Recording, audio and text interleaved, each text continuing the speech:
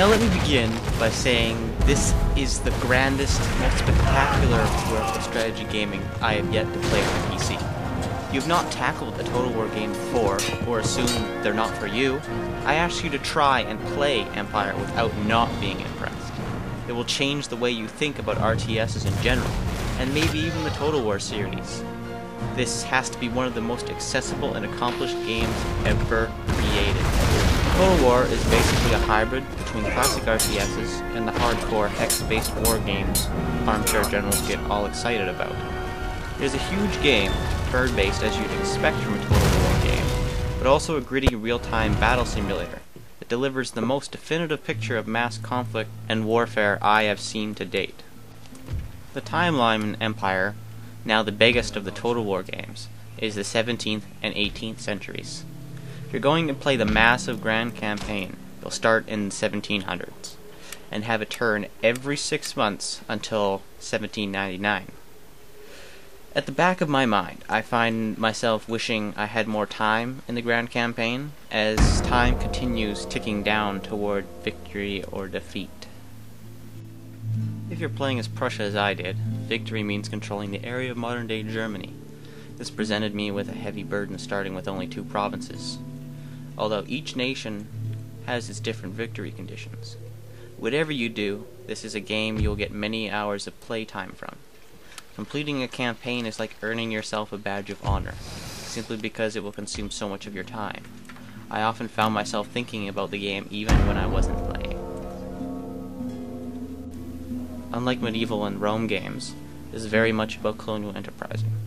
Empire takes a great deal of its design philosophy from the events and trends of its era, and that real history is reflected in the core challenges different nations face, and in the smaller tasks you'll have to deal with to grasp the upper hand during war or peace. Playing as a European power as I did, for example, places you in an interesting position, one that seems astonishingly close to how the real colonial powers must have played their real-world game. Your empire's fortunes lies across oceans, but you cannot lose your foothold in Europe. As Prussia, my fate was closely tied to my holdings in Europe, as I had no colonies to start with. What's more, I knew that I could not afford a naval war with major powers, or enter the colonizing race, as I had little to no navy, and I spent many early years carving out Poland and Denmark by land. Empire for Prussia means a powerful imperial army, in the game just as in history. And while it feels familiar, Empire managed to deliver more atmosphere onto the campaign map than ever before. What's most obvious is the effect of trade. While some trade does occur between trade partners over land, it's the maritime trade routes that really increase the size of one's purse.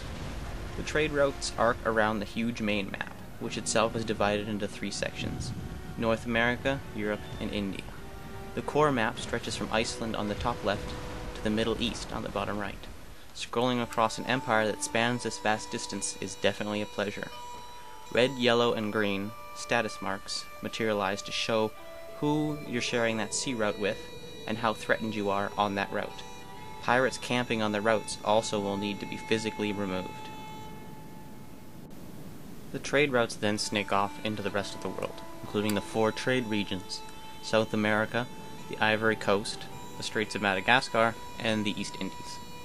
These are only coastal regions, though, in which fleets can be placed to generate money, but also leaves the Total War series room to expand. It's down to your diplomacy and the courage of your admirals to keep your empire's trade routes open, and to keep your nation rich. Had I picked a fight with Britain or Spain, with their massive fleets, things would have been very different for my empire. The real action still goes down in the main land-based conquerable regions of the campaign map. The regions are far more detailed than anything I've seen previously. Each region still has a capital, town, city, but now there are separate ports, towns, and farms. All of these can be built upon and upgraded. An empire can have up to 4 educational establishments and use them to research many different technologies at once. Balancing the flow of your coffers is a constant challenge. Putting all of your money into industry and military research might give you the edge on the battlefield, but it will leave your populace undeveloped and result in food shortages in my case. As you develop new technologies and ways of thinking, You increase the speed of revolutionary ideas, and may have a domestic revolution on your hands.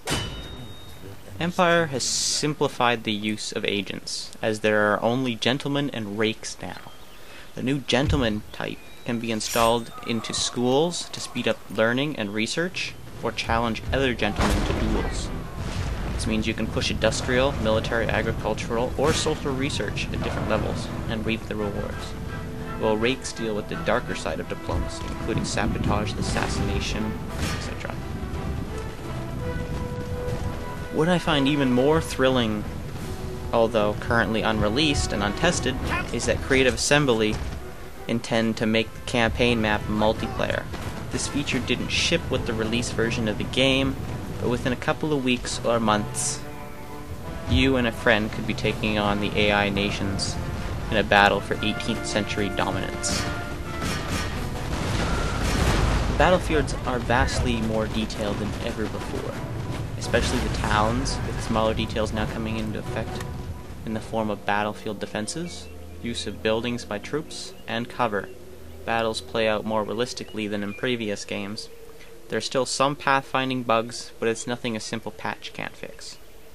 Empire also features new, more intelligent AI. Enemy generals work to split your ranks, or funnel you into a firing line of their cannons, or to avoid your flanking tactics. When they're heavily entrenched, firing from windows of buildings and harrying your troops with their veteran skirmishers, it starts to feel like a more mature game, even with the lack of blood textures. War has changed with Empire's 18th century setting. Firearms are now standard on the battlefield, and only a few units, certain cavalry, pikemen, and some of the foot soldiers on undeveloped nations go without gunpowder weapons. Line infantry is the staple unit of European armies. This is no longer a game of massed cavalry army charges. It's about judging firing arcs and reloading times, and when to release your volley of fire. I found myself using my cavalry more for attacking broken or light units of infantry, as now infantry is a huge threat to horses with bayonets. Infantry forming defensive squares will make short work of a cavalry unit. It's the artillery that can completely throw the balance of any given battle, particularly when you're faced with sieges or defending a city. The possibility for a greater variety in tactics has opened up a new chapter in the series for veterans and newcomers alike, and consequently, making the game even more engaging. Empire also introduces a second new feature to the series, controllable naval combat. The series which previously featured no real-time ship-to-ship battles. In Empire, you can produce fleets in your ports per usual, but now you can direct them in their skirmishes and battles on the high seas. From small sloops and brigs to massive flagship galleons, the full range of 18th century naval technology is at your fingertips. The amount of detail on these ships has been the focus of the new mode. You can zoom in to watch sailors on the ship manning the guns and rigging, or count the decks of guns reloading between volleys. It is sad to say that I still found myself auto-resolving most of the few naval battles I had fought. In the end, Empire Total War brings the niche series to more public eyes, and the more relaxed learning curve helps bring in new fans. Yet please veterans of the series with the new content. If you enjoy the game, I highly recommend giving the other Total War games a try as well. This definitely is a must-play series for wargamers and RTS fans alike.